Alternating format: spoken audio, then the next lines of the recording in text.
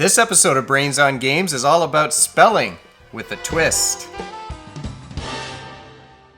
Welcome to Brains on Games. I'm Dr. Brian McDonald, and like I said, this episode is about a word game, a spelling game really, that was sent to me by Jabuka Games. It's a game that comes in a burlap sack, and it's a game that's called Jabuka. Now, Jabuka can be played with up to 8 players if you want to make some teams. And you can play Jabuka with kids of any ages, provided that they are able to recognize their letters and that they're able to spell some words. Let's take a look at how Jabuka operates. Jabuka is meant to be a game that requires no setup, and literally how you start this game is just by dumping the pieces out on the table. Check this out. The pieces in Jabuka are shaped like coffee beans. They're these little wooden pieces. Everything in here is recycled.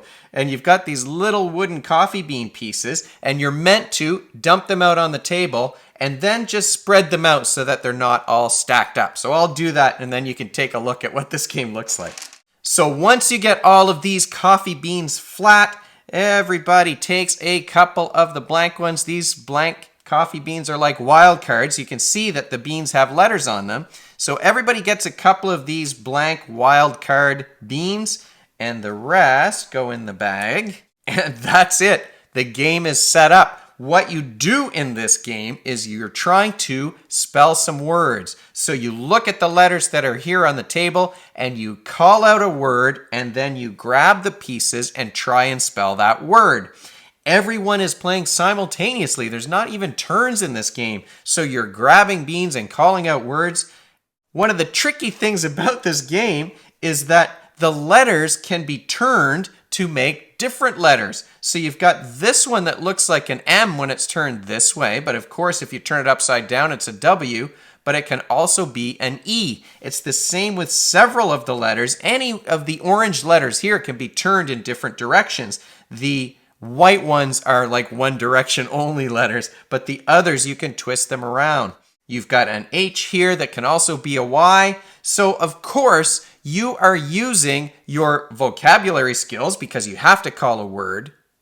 You're developing your spelling skills because then you have to spell that word. But the other thing that's happening here is that there's a lot of mental rotation that's going on here because you have to imagine these letters flipped around in different ways in order to figure out the words that you're going to use.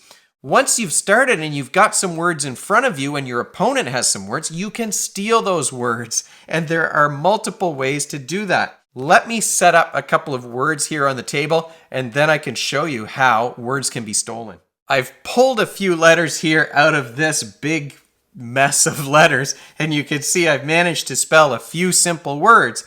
It might be easy for you to see if you're looking closely at the screen how the different letters could be twisted in different ways, and how you steal words is by adding letters to the word. So you might be able to change fox to foxes, for example, or by turning the letters within the words in order to change them to some different combination of letters. So if I turn this over here, I get P-O, and then I can change the order of those beans. So now I've got pogo and I could steal that word. So it started out as good and we changed it to pogo by rotating those letters. This is not an easy thing to do. And even though it's simultaneous, my son and I, and he's 17, so he's old enough to know how to spell a lot of different words. He's got a good vocabulary, but we did sit and stare at these letters for a long time, kind of trying to figure out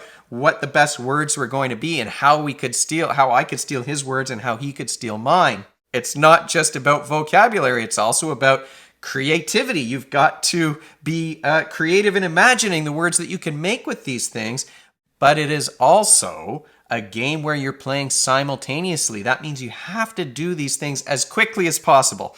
Like I said, we weren't the quickest when we first played this game.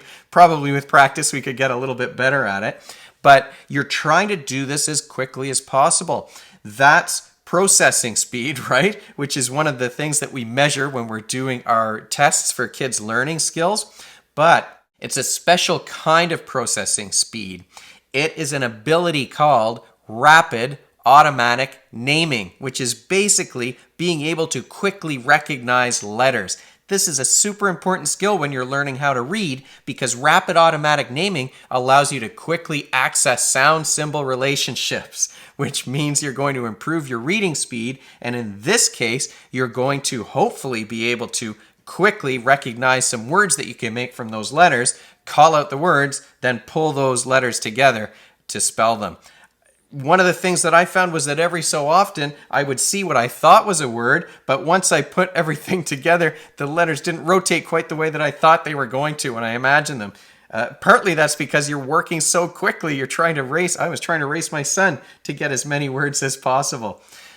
So you can spell words from here. You can steal words from your opponent. Eventually, you might run low on letters or not see any words that you can make. And then you can pause the game for a second and flip. If everyone agrees, so all of the players have to agree to do this, each player flips over two of the beans, and now suddenly you've got more letters, and then you can get back to it.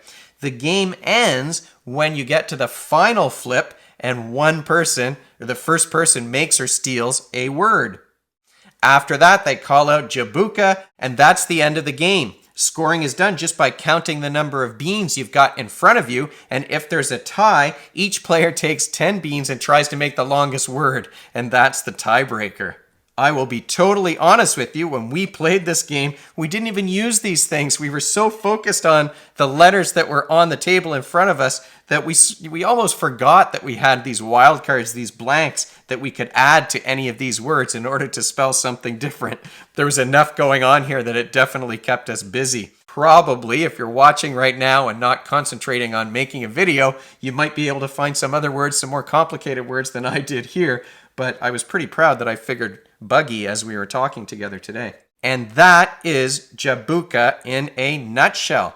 This is a fast, simultaneously played word game where you're developing those spelling skills, the mental rotation skills, the processing speed, motor speed too, because you're reaching out to grab those things. But rapid automatic naming is a really important skill that I don't think I've talked about yet on the show. Thanks again to the folks at Jabuka Games for sending a copy of this along. And as usual, if you have any questions or suggestions for me, or you found a word that I haven't mentioned, you can leave a comment, or you can find me at brian@brainsongames.ca. Brainsongames.ca is the website. That's where future episodes will go, and the previous episodes are already up there now. Brains on Games is the Twitter handle and the Facebook page and the Instagram feed. And if you enjoyed this video and you'd like to be notified of future ones, you can head on over to YouTube and click that subscribe button. Thanks for joining me, and hopefully I'll see you next time.